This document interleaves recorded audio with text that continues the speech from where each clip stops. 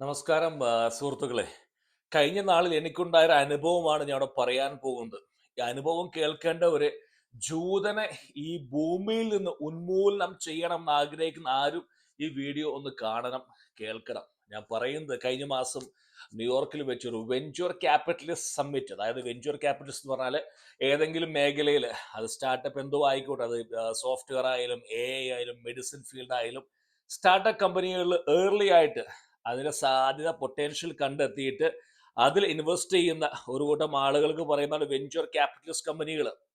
അന്ന് ഞാൻ ഒരു എക്സിബിഷനിൽ ന്യൂയോർക്കിൽ പോകാൻ സാധിച്ചപ്പോൾ അവിടെ എന്നെ കണ്ട കാഴ്ച ഞെട്ടിച്ചു, ഭീതി ഉളവാക്കി. ഞാൻ വളരെ ആകുലതനാണ്. കാരണം എന്ന് പറഞ്ഞാല് 80% ആ സമ്മിറ്റിലെ എക്സിബിഷന് വന്ന ക്യാപിറ്റൽ മുടക്കാൻ തയ്യാറായി വന്നിരിക്കുന്നവരിൽ 80% ജൂവിഷാണ്, ജൂതന്മാരാണ്. ഒരാളെ കണ്ടാൽ അത് ജൂതനാണെന്ന് മനസ്സിലാക്കാൻ കഴിയുമെന്ന് എനിക്കില്ല, കാരണം അവരെല്ലാവരും ഒരേപോലെയാണ്, എല്ലാ മനുഷ്യന്മാരും. പക്ഷേ അവിടെ വന്നിരിക്കുന്നവരിൽ 80% പേരും തലപ്പാവ്, അതായത് ജൂതന്മാരെ തൊപ്പി വെച്ചാണ്, ഓർത്തഡോക്സ് ജൂവിഷ്.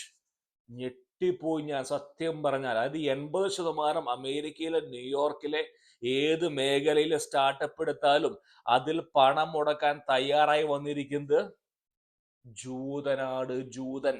ഇന്ന് ഇതൊന്നും ഇവർ പക്ഷെ മീഡിയ വൺ അല്ലെങ്കിൽ ഒരു പക്ഷേ ഏഷ്യനായിട്ടുള്ള ഉണ്ണി ബാലകൃഷ്ണൻ നിങ്ങൾക്ക് പറഞ്ഞു തരില്ല, പി സാർ ഒന്നും പറഞ്ഞു തരില്ല. ലോകം പോകുന്ന പോക്ക് എന്ന് പറയുന്നത്, അതായത് ലോകത്തെ നിയന്ത്രിക്കാൻ പോകുന്നത് ഏർലി സ്റ്റാർട്ടപ്സ് പറഞ്ഞ ലോകത്തെ നിയന്ത്രിക്കുന്ന ഏത് മേഖല ആയിക്കോട്ടെ, മെഡിസിൻ ആയിക്കോട്ടെ, ഡിഫൻസ് ആയിക്കോട്ടെ, സെമി കണ്ടക്ടർ ആയിക്കോട്ടെ, ചിപ്പ് ആയിക്കോട്ടെ, ആയിക്കോട്ടെ, സോഫ്റ്റ്വെയർ ആയിക്കോട്ടെ, ഡിഫൻസ് ആയിക്കോട്ടെ, എന്ത് മേഖലയാണെങ്കിലും നിങ്ങൾക്ക് ബുദ്ധിയുണ്ടോ അതിൽ ആര് ഇൻവെസ്റ്റ് ചെയ്യും?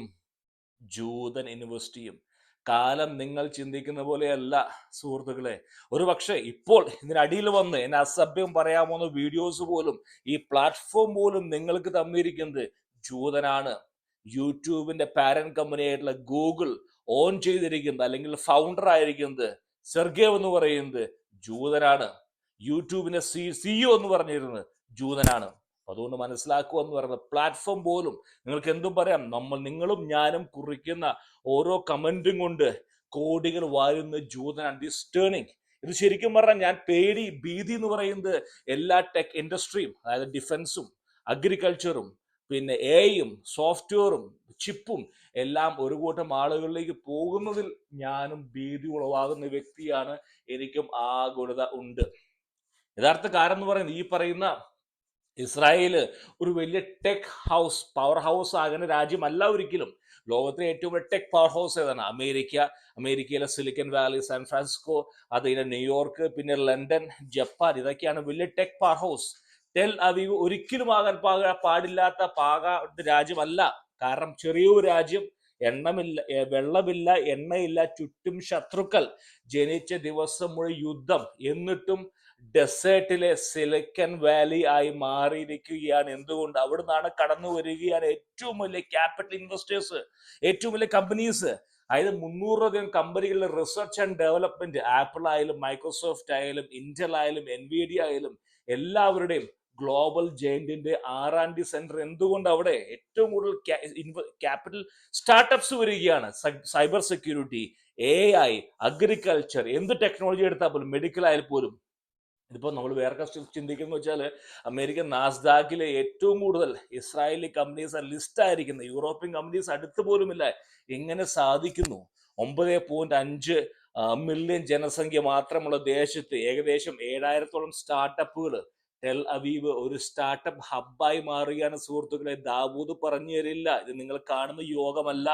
ലോകം നിയന്ത്രിക്കുന്ന ജൂതനാണ്, ജൂതന്റെ വിജയക്കൊടിയാണ് നിയന്ത്രിക്കുന്നത്. ഇത് ഞാൻ ആകുലരാണ്, ഞാൻ പുറമണം അംഗീകരിക്കില്ല. അതായത് വെയ്സ് എന്ന് പറയുന്ന ഒരു മാപ്പ് ഒരു യൂസ്, വെയ്സ് ഒക്കെ ഒരുപാട് ആളുകൾ ഞാൻ കാണുന്നുണ്ട്. ഗൂഗിൾ മാപ്പിന് പകരം വെയ്സ് ഇസ്രായേൽ സ്റ്റാർട്ടപ്പ് ആണ്. അവരത് വാങ്ങിച്ചു, ഗൂഗിൾ വാങ്ങിച്ചു ഇസ്രായേൽ സ്റ്റാർട്ടപ്പ്. എത്രയോ കമ്പനികൾ എനിക്ക് പറയാൻ സാധിക്കും. അത് ടെക്നോളജി യുദ്ധത്തിൽ പോലും, അതായത് അയൺ ഡോം എന്ന് പറയുന്നത് നമ്മുടെ കേരളത്തിലെ സുഹൃത്തുക്കൾ പറയായിരിക്കും അയൺ ഡോം പൊട്ടയാണ്, അത് അങ്ങനെ ഇങ്ങനെയാ. ജർമ്മനി അയൺ ഡോം ആണ് യൂസ് ചെയ്യുന്നത്. ലോകം ഇന്ന് ഈ പറയുന്ന യുദ്ധത്തിന് ശേഷം, ഇറാൻ യുദ്ധത്തിന് ശേഷം അയൺ ഡോം ആയിരിക്കും ഏറ്റവും കൂടുതൽ ഉപയോഗിക്കാൻ പോകുന്നത്. അതിന് കാരണത്തെ കുറിച്ച് എനിക്ക് പറഞ്ഞ സമയം തരാൻ വയ്യ നിങ്ങളെ പറ്റി, ഞാൻ പക്ഷെ പറയുന്നില്ല. പക്ഷെ വെള്ളമില്ലാതെ കാർഷിക വിപ്ലവം ഉണ്ടാക്കിയ രാജ്യം ഡെസേർട്ടാണ്. ഡ്രിപ്പ് ഇറിഗേഷൻ മെത്തേഡിൽ കൂടെ, ഡ്രോട്ട് റെസിസ്റ്റന്റ് മെത്തേഡിൽ കൂടെ അവരെന്ത് AI ബേസ്ഡ് മോണിറ്ററിങ് ക്രോപ്സ് ഒരുപാട് രീതിയിൽ കൂടെ അവർ വിജയം കൂടി പാലിച്ചിരിക്കുകയാണ്. എന്താണ് കാരണം നമുക്കറിയാം. എന്തുകൊണ്ടാണ് ഏറ്റവും വലിയ വെഞ്ചർ ക്യാപിറ്റലിസ്റ്റുകളും സ്റ്റാർട്ടപ്പുകളും വരാൻ കാരണം എന്താ? വേറൊന്നുമല്ല, സൈന്യം തന്നെ. അവരുടെ സൈന്യം എന്ന് പറയുന്ന ഇന്നവേഷൻ ഫാക്ടറിയാണ്. പ്രതിവർഷം ഏകദേശം 6000-ഓളം യുവാക്കൾ സൈന്യത്തിൽ ചേരും. അവർക്കൊരു പ്രത്യേക ഒരു വിങ് ഉണ്ട്, യൂണിറ്റ് 8200 എന്ന് പറയും, യൂണിറ്റ് 8200. അവിടെ നടക്കുന്നത് സൈബർ സെക്യൂരിറ്റിയുടെയും AI-യുടെയും ഇന്റലിജൻസിന്റെയും ഒരു സ്റ്റാർട്ടപ്പാണ്. ഈ പറയുന്ന സൈന്യം പോലും, അതായത് 18 വയസ്സുള്ള കുട്ടികൾ പോലും അവിടെ മത്സരിക്കുകയാണ് സിസ്റ്റംസിനോട്. ടെക്നിക്കൽ ഫീൽഡിൽ ഇവിടെ പഠിപ്പിക്കുന്നത് വെറുതെ യുദ്ധം ചെയ്യുക മാത്രമല്ല. അതുകൊണ്ടാണ് ഇസ്രായേലി സ്റ്റാർട്ടപ്സ് വരുന്നത്. ഡിസിഷൻ മേക്കിംഗ്, ലീഡർഷിപ്സുകൾ, ഫാസ്റ്റ് എക്സിക്യൂഷൻ, അതായത് ഒരു അതോറിറ്റി അവിടെ സൃഷ്ടിക്കുകയാണ്. അതായത് ആർമിയിൽ നിന്ന് ഇറങ്ങി വരുമ്പോൾ ഓരോ കുട്ടികൾക്കും നല്ല എക്സ്പീരിയൻസ്, നെറ്റ്വർക്ക്, സ്റ്റാർട്ടപ്പ് ഐഡിയാസ്. അവർക്ക് MBA ആവശ്യം അവിടെ ഇല്ല. അവരുടെ ലൈഫ് തന്നെ ഒരു MBA ആണ്. നിക്ഷേപകർ എന്തുകൊണ്ടാണ് ടെല്ലവീവ് നാൾ പുറത്തിറക്കുന്നത്? മിലിറ്ററി ബാക്ക്ഗ്രൗണ്ടിൽ അവർക്ക് കിട്ടുന്ന എക്സ്പീരിയൻസും കൊണ്ടാണ്, ഈ ഒരു മൈൻഡ് സെറ്റിംഗ് കൊണ്ടാണ് ഈ പറയുന്ന ഇസ്രായേൽ മുന്നോട്ട് പോയിരിക്കുന്നത്. ഞാൻ വളരെ ആകുലനാണ്. തീർച്ചയായിട്ടും ഒരു രാജ്യം മാത്രം എല്ലാ പറയുന്ന ടെക്നോളജിയും, സൈബർ സെക്യൂരിറ്റി, ഇന്റലിജൻസ്, AI കൈകാര്യം ചെയ്യുമ്പോൾ നമുക്ക് വിറ തോന്നും. പക്ഷേ ഈ നിലയ്ക്കാണ് ലോകം പോകുന്നത്. 80% തൊപ്പി വെച്ച ആളുകളെ ആ സമ്മിറ്റിൽ, ആ എക്സിബിഷനിൽ കണ്ടപ്പോൾ ഞാൻ മനസ്സിലാക്കുന്നു ഈ ലോകത്തിന്റെ പോക്ക്. ആരാണ് ഇതിനെ കൈകാര്യം ചെയ്യാൻ പോകുന്നത്? നിങ്ങൾക്ക് ആരും പറഞ്ഞു തരില്ല.